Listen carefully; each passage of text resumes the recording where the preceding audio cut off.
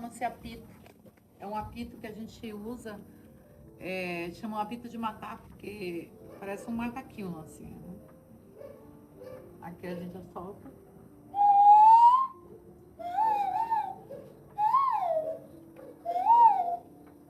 Esse aqui é um dos sons das flores que a gente consegue fazer na madeira. Bem, eu sou Koala, Papucá Jacurinã, eu sou a neta. Vocês viram o projeto, chama-se Caçapo, né? Aqui, ó. Essa senhora aqui é minha avó. Então, esse aqui a gente está trabalhando com ancestralidade. Ancestralidade não quer dizer apenas que a gente é sozinho. Ela nos ensina que nós não estamos sozinhos no mundo e que derivamos de outras pessoas que vieram de outras pessoas que vieram de outras pessoas. Esse é a pertença. E tu perguntou para mim se eu sou de Pelotas. Não, não sou de Pelotas, eu sou do Amazonas. Sou de uma região chamada Médio Purus, lá em Boca do Acre. Uma aldeia de lugares que os povos apurinãs habitam. Habitam nos territórios indígenas e também habitam na cidade de Rio Branco e em Porto Velho. Quando a gente fez a proposta do letramento étnico-racial para Pelotas, a gente buscou primeiramente entender como é que esse panorama de Pelotas em relação aos povos indígenas é a inexistência, é o apagamento completo da existência dos povos indígenas aqui. Então, que vocês saibam que existem 4 etnias aqui. Vocês pegam 390 etnias, 390 povos, o último censo do IBGE, aumentamos muito, era 305, agora é 390. 85 povos apareceram, e aí a gente tem os ressurgentes. Aqui em Pelotas a gente tem um grupo ressurgente, que é os charruas. Tem algumas pessoas que estão se identificando como charrua, estão buscando sua ancestralidade. Então, Pelotas temos Xoclém, Pelotas não, Rio Grande do Sul, temos o Xoclém, que é o povo do sol, significa povo do sol. Os Caigangue, que é o povo que está mais para a serra. E aqui, essa região aqui é toda de Mimiá-Guarani. Onde tem praia, é Mimiá-Guarani. Aqui a gente tem algumas incidências de sambaqui, que é onde nós indígenas do passado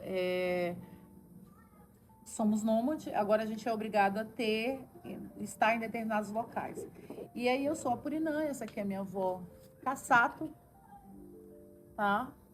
Era uma senhora que mal falava português. Não, ela não precisava falar português. Nós, a Purinã, somos geralmente educados pelas nossas avós, elas que nos ensinam sobre nossa linguagem, sobre nossos comportamentos, sobre nossas identidades. Esse aqui é alguns grafismos apurinãs, com todos os significados, né? Tem esses aqui. Esses aqui são os mais fortes dos grafismo. Essa técnica chama-se grafismo. Usamos o corpo como parte da nossa incidência do grafismo. Começamos a riscar o corpo, mas ele transcende. Cada grafismo tem um significado, né? Esse aqui é o da tartaruga, que é o stote. Esses aqui é da palha, tá? Esses são os peixes, tá?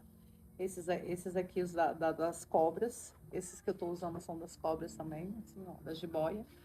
Somos um povo de clã, então temos 2 clãs, os metinametos e os chapurineiros, e somos divididos em quem come porquinho e quem não come porquinho. E é a partir disso aí que a gente faz os nossos casamentos. E cada povo, cada clã tem um tipo de alimentação e cada clã tem um animal.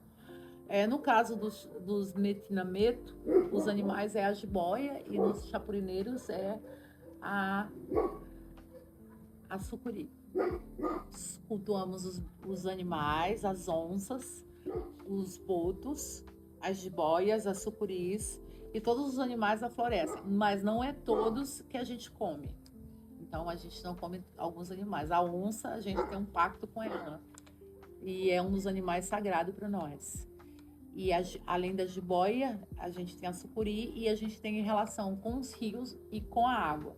E existe 3 tipos de céu, né, na ideia cristã do céu, mas a gente tem três, tem um povo de baixo, o povo do meio e o povo de cima. Nós estamos no meio, que é os que morrem.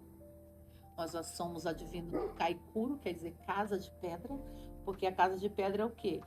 A gente veio da terra e a gente estava passando pela terra, né? E a Coeiro engravida e tem os três filhos e ela é devorada pelas onças e os filhos jogam o útero dela em cima do amudoeiro e os filhos nascem e aí nascem três filhos. O Deus, daí a nossa ideia de Deus, Tsurá era o mais fraco, o mais... Ele perdia tudo. Ele não ganhava nada, ele sempre perdia tudo. Era o mais fraco. Mas ele era o mais inteligente. Então ele um dia a coruja chega para ele e diz assim: ah, por que vocês estão com as onças? Se matou a mãe de vocês? E aí ele não sabia. Então ele consegue matar toda a família das onças. Quando eu falo isso, são narrativas antigas. Dos antigos, dos antigos, dos antigos que nos contaram. Eu tenho um martim pescador no meu braço, que é um dos animais sagrados também para o meu povo.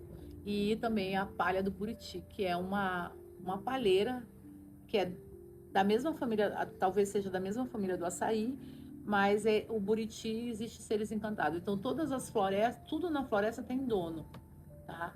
O papel, ele em algum momento ele foi uma árvore. Então a gente está trabalhando com árvores também, só que de outro modo, de outra ressignificação. Assim como os elementos da natureza nos fazem entender que não somos inteiros sem a própria natureza. Então nós, povos indígenas, temos uma relação muito mais profunda com a natureza do que em si com o plástico que a gente desconhece. A gente desconhece coisas que não fazem parte da nossa natureza. Mas agora o plástico faz parte da nossa natureza porque ele está nos matando, né? Então, quando a gente fala do povo apurinã, a gente está falando de um povo que quase foi dizimado desde a Primeira Guerra Mundial, a Segunda Guerra Mundial, por conta da borracha. E fomos escravizados e nos transformaram em seringueiro. Essa senhora aqui, o pai dela, que era o meu bisavô, ela é minha avó. Chamava-se Tomás. E ele foi uma das pessoas que foi escravizada pela borracha. A minha avó também. E meu pai também. Né? Então eles transformavam indígenas em seringueiros para a exploração da borracha. Só que a gente conseguiu resistir tudo isso num processo de resiliência, que é uma palavra que todo mundo fala hoje, mas a resiliência ela se dá dentro da perspectiva de suportar aquilo. Hoje a gente teve os catatume, que é o encontro, né? O encontro com o Ocidente. Então, o mundo ocidental entra no mundo indígena e destrói tudo. Então, tudo que a gente tem é que a gente consegue ficar se auto-recuperando de nós mesmos, mas dos outros que nos transpassam e às vezes destrói nossa cultura. A cidade de Pelotas é uma cidade complexa, porque aqui tem um movimento negro que é muito forte, ainda bem, mas existe um apagamento completo dos povos indígenas. Eu lembro quando eu cheguei aqui, eu fui pesquisar, e tem uns índios patos, que eram os índios dóceis da laguna, então vocês imaginam eles andando por aqui, sabe? Então isso aqui é território indígena. Isso aqui é território indígena. Depois vieram os outros. E nós somos os primeiros, mas não é porque somos os primeiros temos todos os direitos.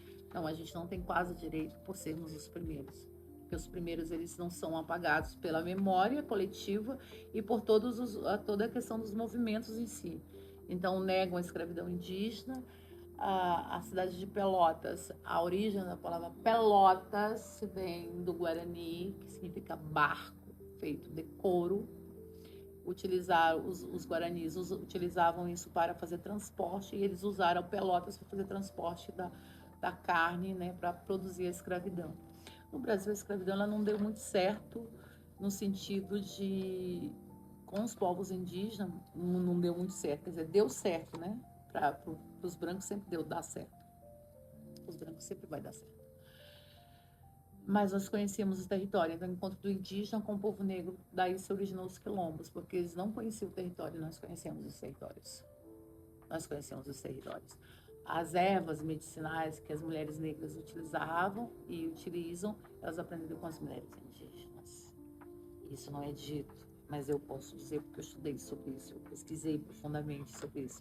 Então, e aí, quando perguntar que tu poderia fazer outro tipo de artesanato, eu poderia fazer pulseira, poderia fazer outros artesanatos. Só que eu, na cidade, no Covid, eu encontrei o caderno através de um sonho, para poder sobreviver, para resistir à pandemia, e foi a partir desses cadernos que foi me dado pelos meus ancestrais que eu comecei a fazer caderno. Então a gente vai começar a fazer caderno agora, e aí a gente vai ficar conversando e vocês vão fazer perguntas para mim responder, porque a gente na primeira oficina a gente falou bastante e o pessoal meio que ficou se enrolando nas costuras, aí a gente vai começar com os cadernos e vocês podem começar pelo grafismo, que a gente tem tinta, tem as poscas, tá? Tem uns pincéis, e aí a gente vai depois para as costuras. Então, cada um de vocês pega o kit aí.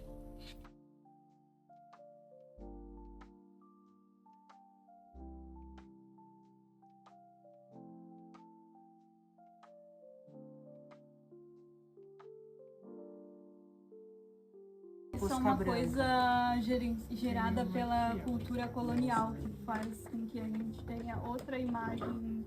Tá, então assim, uma das experiências mais marcantes para mim na minha vida foi quando eu aprendi a nadar. Nem sei nadar. Então, para uma criança indígena aprender a nadar, ela tem. A gente não é assim, tu vai para piscina, né? A gente nada no rio. Rio. Tá? E aí, quando tu chega no rio, tu pula no rio, tu vai aprender a nadar. Por quê? Aí tu tem que comer uma piabinha. Tem que comer uma piabinha. Um peixinho. A gente come um peixinho pequenininho, engole ele e tu vai aprender a nadar, porque o peixinho, o espírito vai entrar em ti e tu vai dominar a água. Nossa!